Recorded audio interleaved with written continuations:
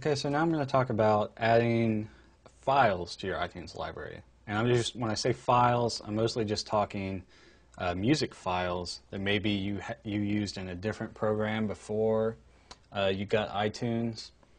And this basically, most likely, are going to be a bunch of MP3s or something. So, how you do this is you just go to File and then Add to Library. And it brings up a little Add to Library box. And what you can do is you can just browse to a folder and then add everything in that folder. You can just choose, or you could select one file and just choose that.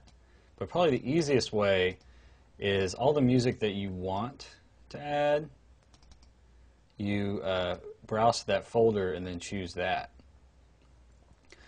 But let me just, before I start doing that, let me show you one more thing in the preferences. I'm going to the preferences.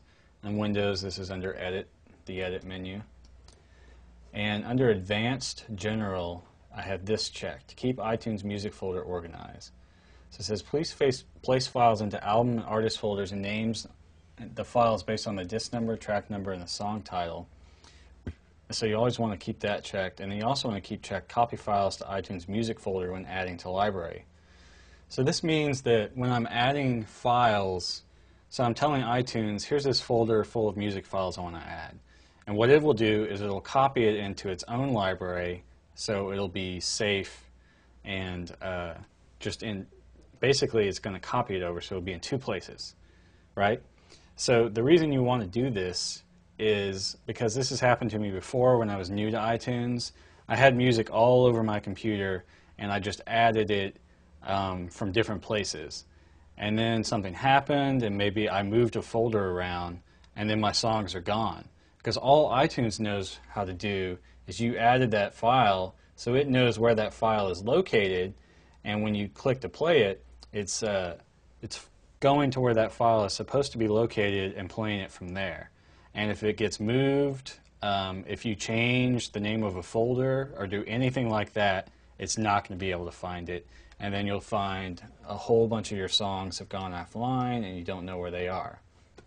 So that's why I like to leave that checked. Let me, one more time. That is Copy Files to iTunes Music Library. And what it's going to do is iTunes has its own directory where it keeps all the files that maybe you're importing or that you buy in the iTunes store, and it'll copy any files you add. So just to kind of demonstrate that, here's a folder full of MP3s that I downloaded, and they're all right here, and they're in my documents. And I just put them in my documents, and then here's what I did.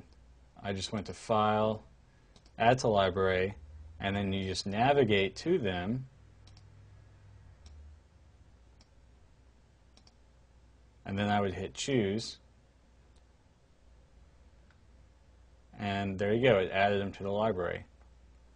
But you see what happens is, over here, this is my iTunes directory, which came from my music, iTunes, and these are all my iTunes and other CDs I've imported and stuff in the iTunes store, and you can see it copied it over into my iTunes library. So now it's here, and it's in my documents. So I could delete it from here, I just still have it on here. But the reason this is good, if you're transferring from another computer, you might put them all on all your music on a drive, and then if you check that to copy over to my iTunes library, you could just show iTunes where that drive is and then have it copy it all to your computer. So that's how you add files to your iTunes library. It's File, Add to Library.